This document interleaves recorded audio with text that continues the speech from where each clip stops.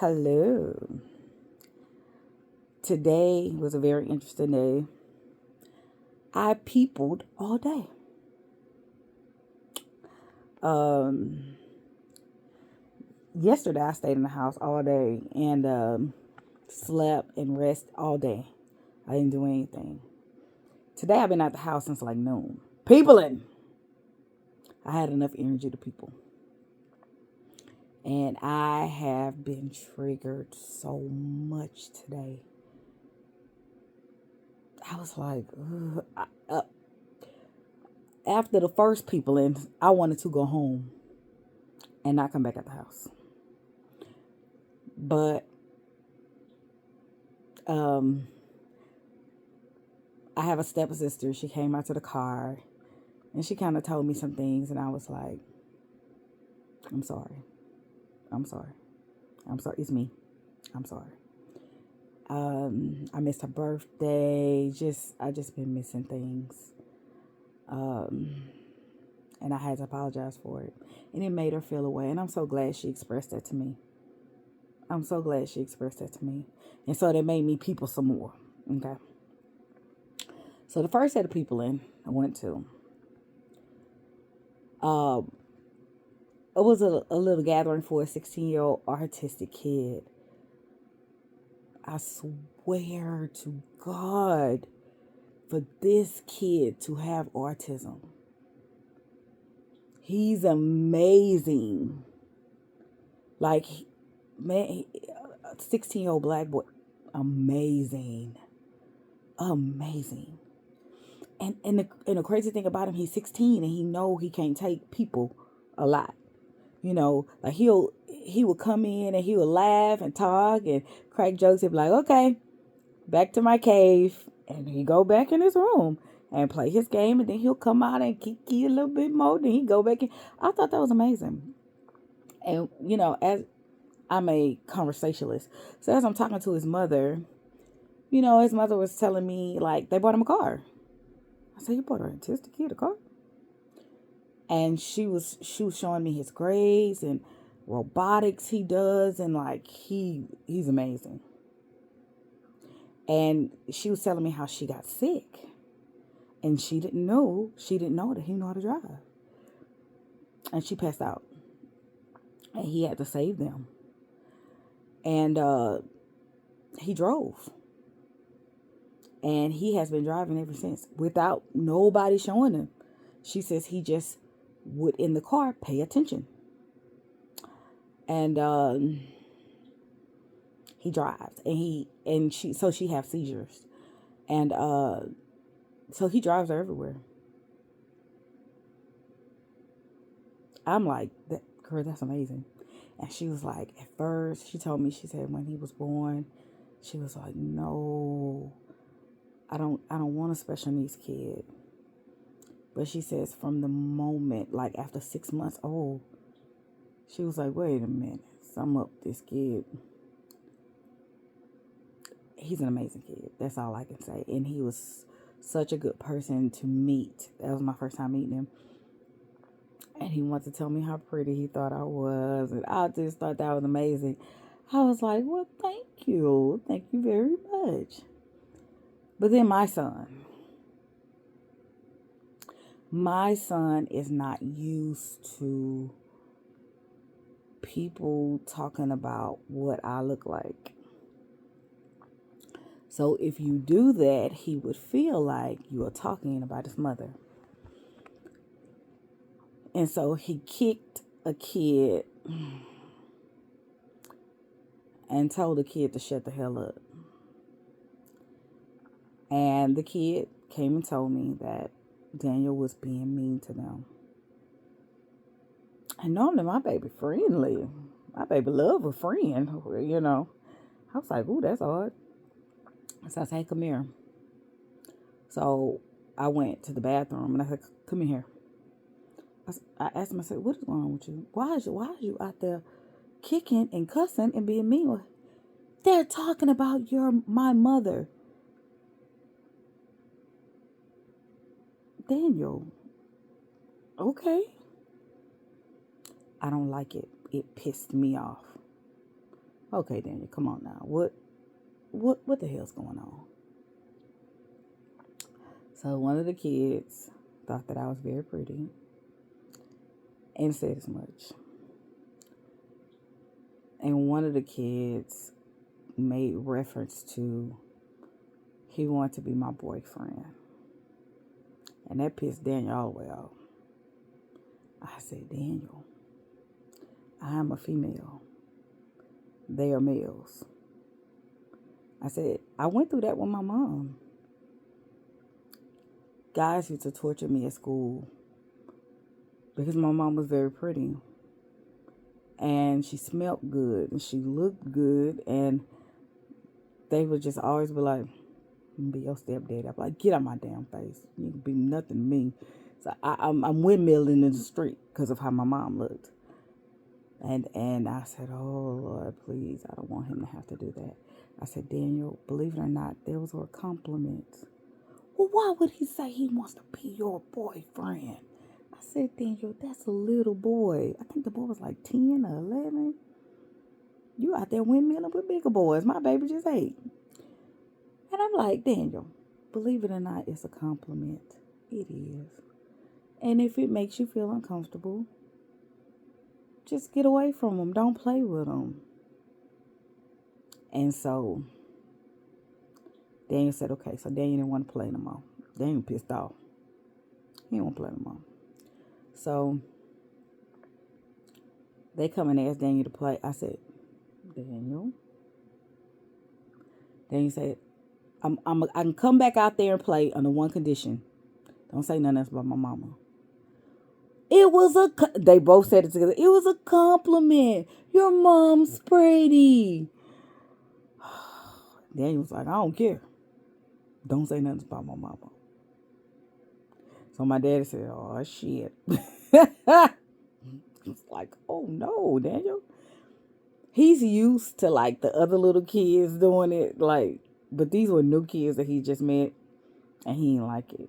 So the other little kids, they just rub my legs because I have these thunder thighs. So they rub my legs or rub on me or sniff me or smell me or like do stuff like this. They'll do that. It's one started that. And then the little boys picked it up. They was like, hey, Miss Misty. I'd be like, get on. But they're boys, They're boys. So Daniel's going to have to get accustomed to that. He don't like it much. Then I started having conversations with adults, just about adult stuff, just conversation and adulting. A lady, don't know why, I have no idea why.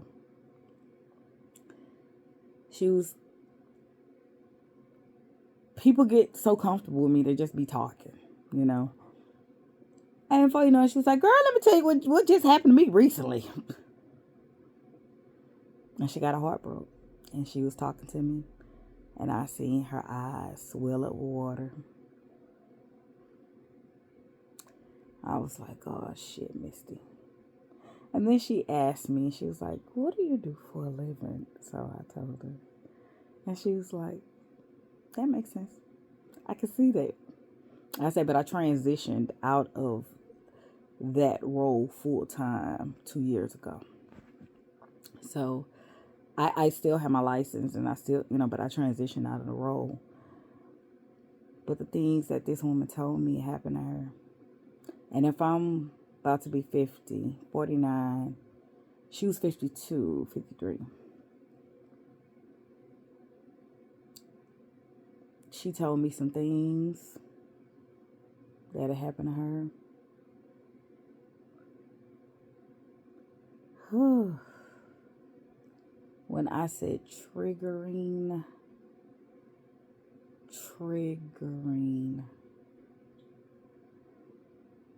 Our black men gotta do better, man.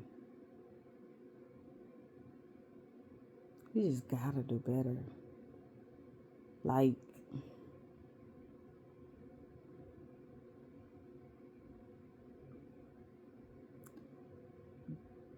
Black men has got to do better.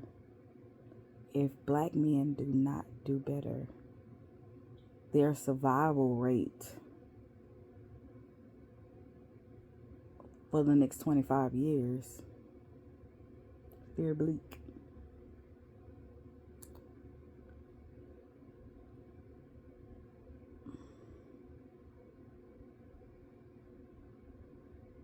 And a lot of what that woman told me, I was saying in my head, and that's why I don't.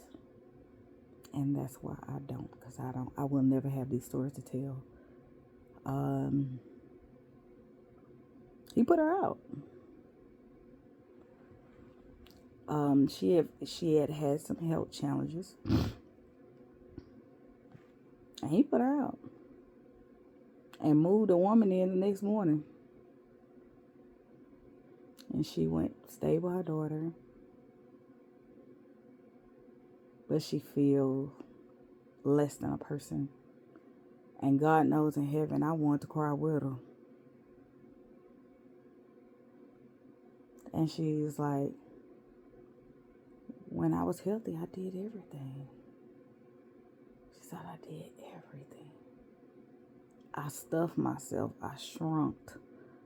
I bowed. I bent to things I didn't want to do.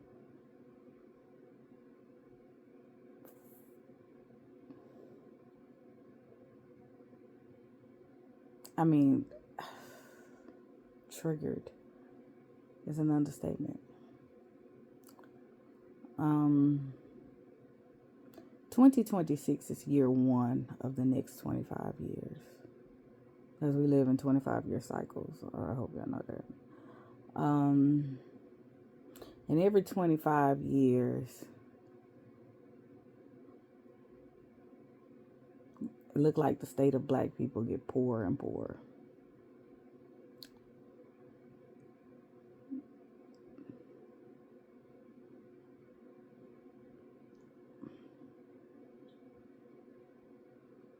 Black men have got to do better. I wish y'all knew what trap y'all was into. I wish black men knew that. I wish black men knew they are in one big trap, like a fishnet.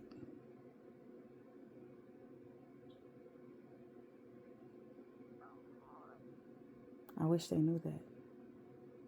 And it's even more heartbreaking for me because I have sons whom I love.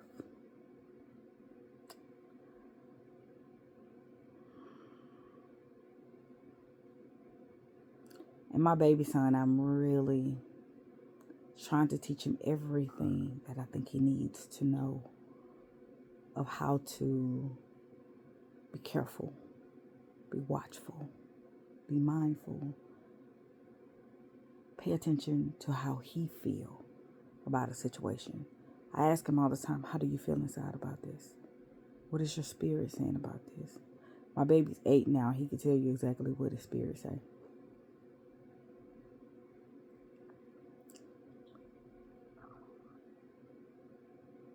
I wish that black men understood the difference in us that makes the difference. Women will find community. We'll find community. Friends, family, children. We'll be a bingo club. It'll be something. We'll find community. And a lot of times, a male will not. They will just become lonely. And with loneliness come with addiction of all kinds. Porn, substance, alcohol, Believe it or not, when you meet most men over 45 today, they're addicted to something. They have a vice. Addicted to something. I had to I had to tell one dude that tried to date me. I had noticed some behaviors he had, and they were consistent with a man who paid for sex. So I am asking him, you know, like smaller fact finding questions to try to see. And then one day we was having a conversation. I just told him, I said, "You really come across as a man who pay for sex." And he was like, "What makes you think like that?" I said, "Because normally a man knows that don't pay for sex. He know that you have to be affectionate with a woman, and kind and romantic, and you don't have that quality. And that puzzles me. I think you pay for sex because he makes a lot of money. I told y'all I don't deal with the brokies. If I'm gonna get my heart broke, it will not be by a brokey or hood dude. Hood dudes and brokies don't even look this way. If I'm gonna get my heart broke, it will not be by a brokey or a hoodie. No. But and I would start explaining to him about being on an island, living your life on an island where it's just you and everything around, surrounded by you and what you think, and nobody else's opinion is valued. It's just you and you. I said that really puzzles me. I said, I think you need some work in that area, or you're going to find yourself in a place that you're not going to like, because nobody's going to join your island. And he was like, "Well, I thought you would." You a lie. Now that's where you lied at. I don't live on an island. What makes you think I'm going to come join your island? No, I'm going to leave. So needless to say, we just end up just amicably not speaking. And I'm okay with that because I said what I said and I meant what I said. And my boundaries are clear. I'm not joining your island, sir. Why do you have that much money? And all he could talk about was leaving his kids money. So you're going to put that much money into 4 kids' hands who you have not taught economics to. You have not taught financial literacy to these 4 children. But you're going to leave that type of money in their hands? I don't know about that. And I did explain to him how doing that will create a problem in those kids' lives because they don't have any money management skills, any economics, budget. They don't have any financial literacy. You are literally setting them up to fail. And I said, instead of harboring all that money, why not every year plan somewhere to take you and your 4 children, because 2 boys, they're twins, and they are adults. And then it's 2 little girls, and they are elementary and high. Yes, she's in high school. So why don't you take these kids on a trip every year? Do an annual trip with them. Show them something they never saw. And he said, "Why would I do that?" I said, "The same reason why you would leave these kids all this money when you die."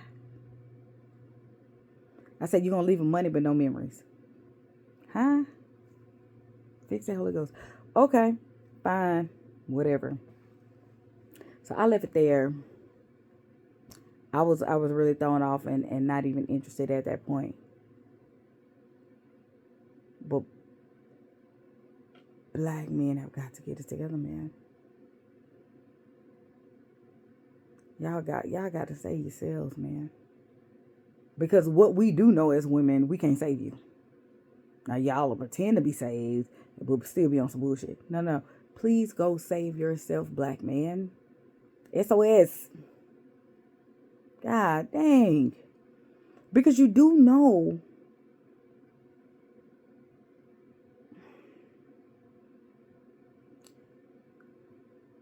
they are cultivating other cultures to date and marry and have families black women. So y'all get on TV and, oh, we ain't this and we ain't that and we're the da da da da da da da da. It's everything in the world we're not. And they are cultivating other cultures to accept us as we are. They're using all of your talking points against you to accept us for who we are, make us feel safe, and love us unconditionally. They're cultivating their people to do that because we are still the most educated woman in the nation. Black women still, they've been holding this title for about, I think since 2019, 2018. We are still majority of the homeowners for single parents, single mother, going by a house. You will find a black woman. She will go to school. She'll raise her family. And she'll work a job. And be a wife. And be a mother. All these things simultaneously at one time. She can do those things. They know that. And they let y'all ignorant ass get on TV and talk about how we're not this and how we're not that. And they, all black women, same people that talk. Then they have handlers who they sick white women on you. And white women that will destroy you. They sick them on you. You can't tell me that woman that took Shannon Sharpe down, that woman wasn't sick on him. She's 19. That woman do not have the bandwidth. I'm telling you, she's 19. She did not have the band. Somebody coached her to do that. Somebody talked her, put her in places and spaces to where she can, baby, let me tell you something. Can't no average 19-year-old, no matter what girl you are, can do that. 19, you don't have the bandwidth here. And you just sure don't have it here. You're 19. You're the equivalent of a 15-year-old girl. A 15-year-old girl and a 19-year-old girl is not too far off. Regardless on what you would like to believe. 15-year-old girl, 19-year-old girl. They are not too far off. Same people. Just different ages. But they're the same emotionally. They're the same people.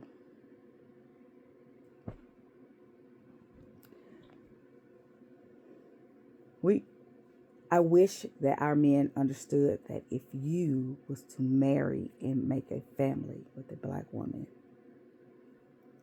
the wealth you would generate for your family.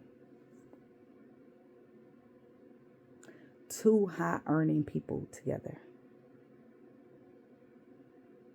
The wealth you would generate for your family. Remarkable. But unfortunately, our black men don't believe in that. But they believe in every other hood mantra, all kind of bullshit that keeps them stuck. They're going to believe that. But as far as anything generational, anything healing, leaving legacies for yourself and for your children, partnership, not sleep together ship, partnership with partners, having a mission to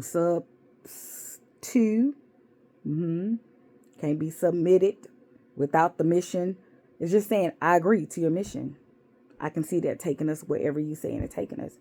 But how many men have a mission? How many?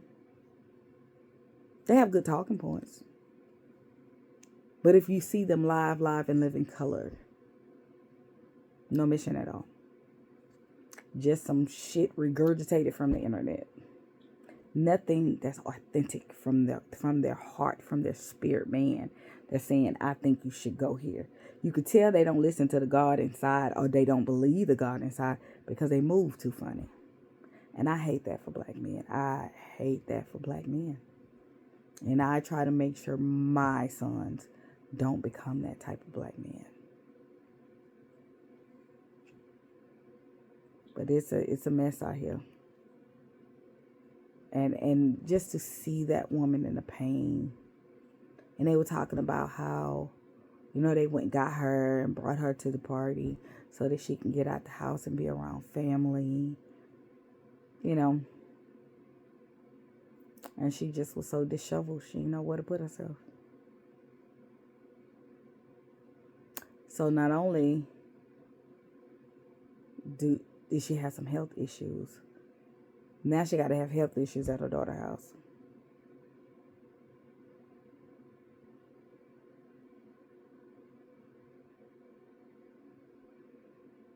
It was so much about that triggered me. But a lot of it is what I said in my head. That's why I don't move like that. Call me the villain all day long. People can say, oh, Misty's mean. She's this, that, and the third. You can say whatever you want to say. But you will never be able to step in this residence and put me out. The only way you put me out is if I don't pay my bills. But if I get sick,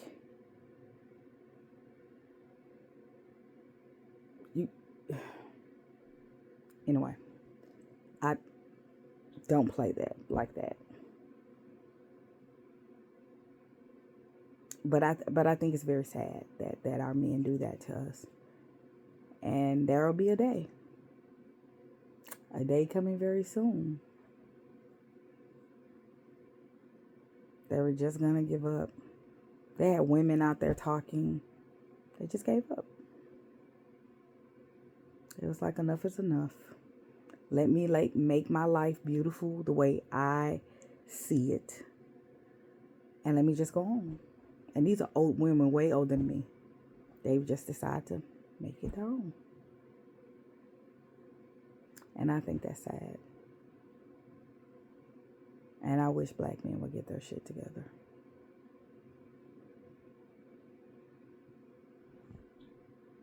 It's horrible. It's terrible.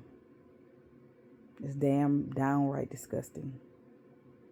But I'm a firm believer. You make your bed, you must lay in it. Nobody gonna lay in it with you. You will lay in that bed alone. Namaste. Have a good one.